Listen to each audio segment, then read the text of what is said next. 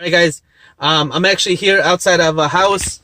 I'm going to. I found a wheelbarrow online for $10. It's a dual wheel, with two wheels, wheelbarrow. I think it's gonna help me a lot this season with mulching and things like that. So I will load it up in the car, pay the man, and hopefully everything comes back fine. All right. So this is the wheelbarrow I just purchased for $10. Not bad, not bad. Pretty good. $10, holds a lot of mulch.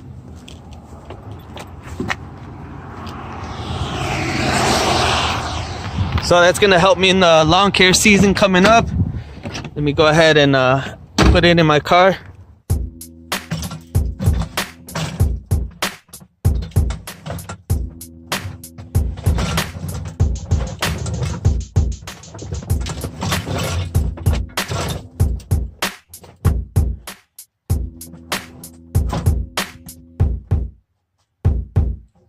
All right, got the wheelbarrow loaded. I got my car seat there and a big toolbox, and it still fits in there. One of the reasons I love Honda Elements. So yeah, I mean, I think I used to have a truck. Okay, it was a Chevy S10. It was a little pickup truck, and I ended up selling it because my son was gonna be born in the next couple months. So I sold it and I bought this. Actually, I didn't buy this. Well, I did buy it, but I was given this by my my girlfriend's dad. He sold me this 2006 Honda Element with 17,000 miles, and I had to say bye to my little truck because obviously there's nowhere to put a car seat in a Chevy S10. So sold right away. I bought, he sold me this Honda Element for $2,000, which is, if you guys know Honda Elements, they hold their value really, really well. Right now, something like this will sell for like $6,000. Maybe less. I mean, $3,000 now because it's got 187,000 miles. But he sold it to me with 117,000 miles. And, it's been a great family car. But look, my business is growing, and I may need to sell this or purchase a truck soon. But I mean, it's been great because you can fit things like this in here. You can fit like mulch bags. It's a very, very, there's a lot of space in here, when it comes to lawn care stuff. So I kind of locked out. I didn't know at the time when I bought this car that I was going to be doing lawn care or that I would need the space. But it just so happened that, although it's not specific to lawn care, I think if you happen to come up on one of these, it's a great little truck for hauling things like this. Okay.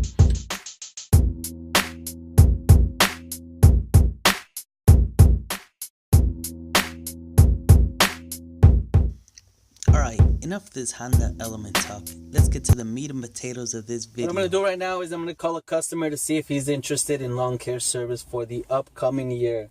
Let's go ahead and see how it goes. Tony.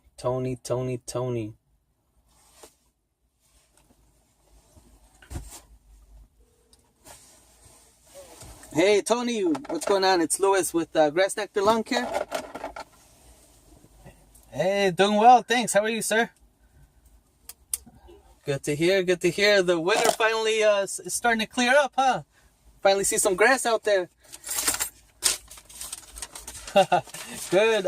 Just wanted to follow up with you to see if you were interested in services this year. Trying to get a gauge of what customers I have and all that.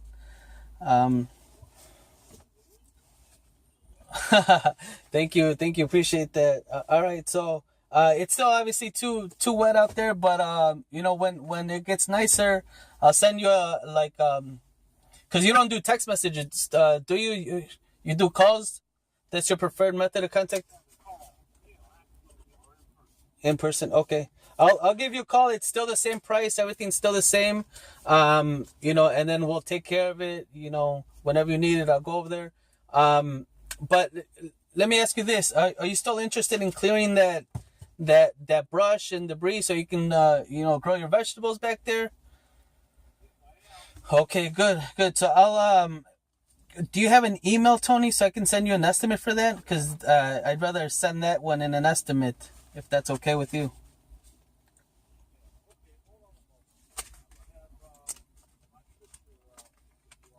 Or if you want, I can drop off an estimate. If is that better?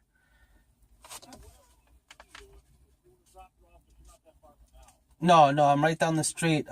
So I'll clear all that, and then it's better to do it before it starts growing. So earlier in the season, that way, like I just have to, take care of all the the sticks, like the leaves won't be growing in there, and then we'll get that going so you can grow, plants or whatever you need to back there. Okay.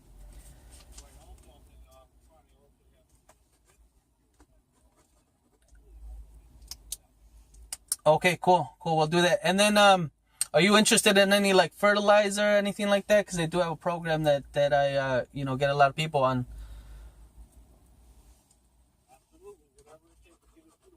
All right, cool. All right, sounds good, Tony. Thank you so much for your time. All right, and I'll go ahead and get this estimates, and I'll drop them off. If you're there, I'll talk to you. If not, I'll just leave it in your door. Okay.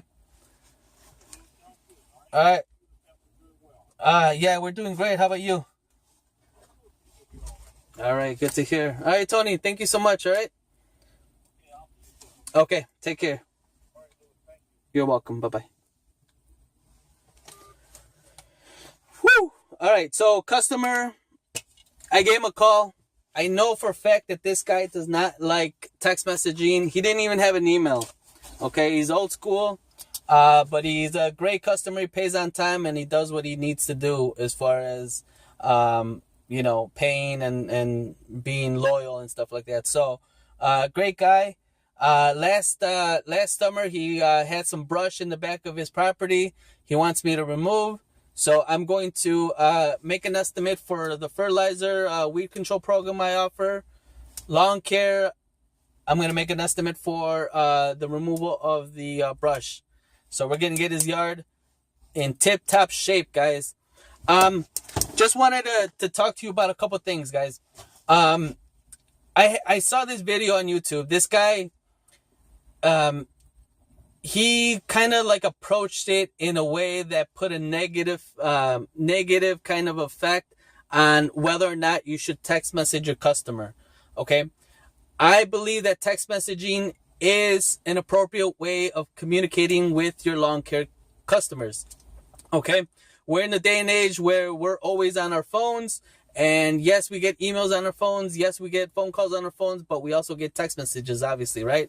So, but with that said, there's also an appropriate time of when you should or shouldn't text message. When the conversation is going to be very long, you shouldn't do it.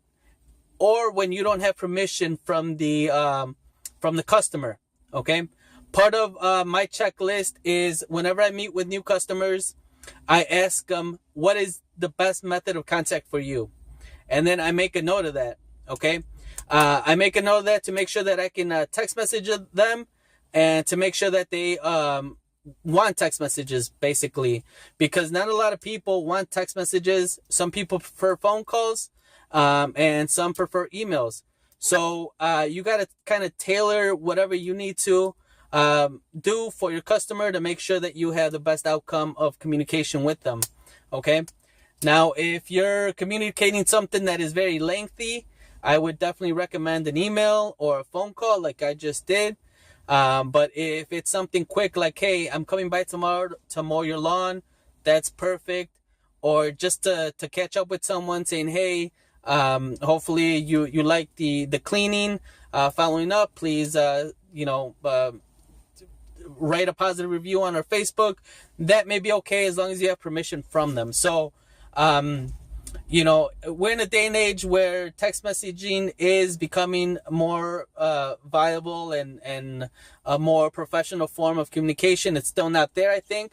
A lot of people think negatively about text messaging, but I say as long as you have permission from your customer and as long as that they prefer text messaging, you're okay to send them a quick text.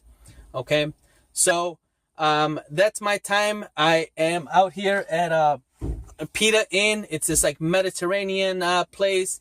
It's really good as far as Mediterranean food. They got a great lunch special, which they give you a bunch of food for like 10, actually it's like $7. So I'm gonna go eat lunch, and then at 12 I gotta go to my 9 to 5 job. I work from 12 to 8:30. But just wanted to make this video. I mean, as most of you guys know, I work in a call center. I manage a call center, okay? It's not just a call center. Where the whole company, what we do as a company is a marketing company. We market for plastic surgeons, medical spas, and different type of aesthetic clinics. And a company or a doctor or a practice will hire our company to generate more leads for them, okay? We do marketing on Facebook, different websites and platforms, and we get people in their doors. And part of our communication with them is text messaging. Okay, so if they say it's okay to text message, we will communicate with them via text message for certain things. Okay, such as like confirmation of an appointment and reminders, basically. Okay, so in those instances, I think that it's okay to message via text message, but there's some things where you should leave it for communication via phone call or email, just because with texting it's a very limited amount of words that you can use within the text, and or things may be taken out of context. Another negative about texting is sometimes your phone doesn't save the text message. Okay, I know there's some services you can save it to the cloud and whatnot, but in the most part, most people don't set that up. And if they're just communicating via text for important things, those messages could get lost. All right, guys, I'm getting hungry. I'm gonna skedaddle out of here. Let's go eat some food and take it from there. All right.